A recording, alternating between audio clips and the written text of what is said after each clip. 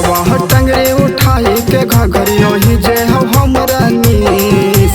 500 हजरिया धरा वही बढ़ावे कहाँ फीस गे छौड़ी 20 देके गे छौड़ी 20 देके ले तो छौड़ा में साव किस गे छौड़ी 20 देके ऊपर छोड़ी नीचे ले तो किस गे छौड़ी 20 देके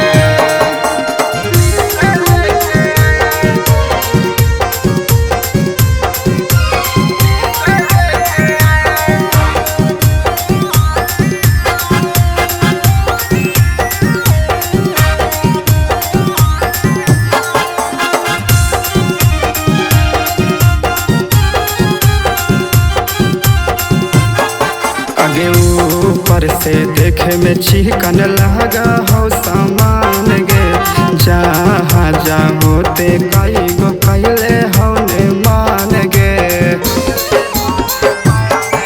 आगे ऊपर से देखे में चिकन लगा हो सामान गे जहाँ जा होते कई गो कैले होने मान गे आगे जा देखी सी में बढ़ा के 10 देबो 30 जा देखी सी में बढ़ा के 10 देबो 30 गे छौड़ी 20 देके गे छौड़ी 20 देके ले तो छौड़ा में साव किस गे छौड़ी 20 देके ऊपर छोड़ी नीचे ले तो किस गे छौड़ी 20 देके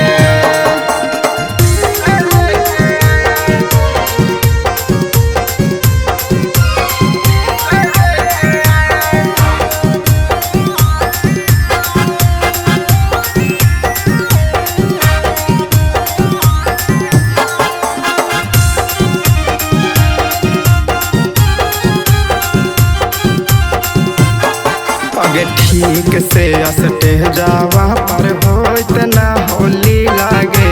कहा हाथन बिने सर चाचा जींस करे ढीला गे आगे ठीक से असटे जावा पर होइत ना होली लागे कहा हाथन बिने सर चाचा जींस करे ढीला गे बीरे बल नीतीश के तू जाना नहीं खीस बीरे बल नीतीश के तू जाना नहीं खीस गे छौड़ी 20 देके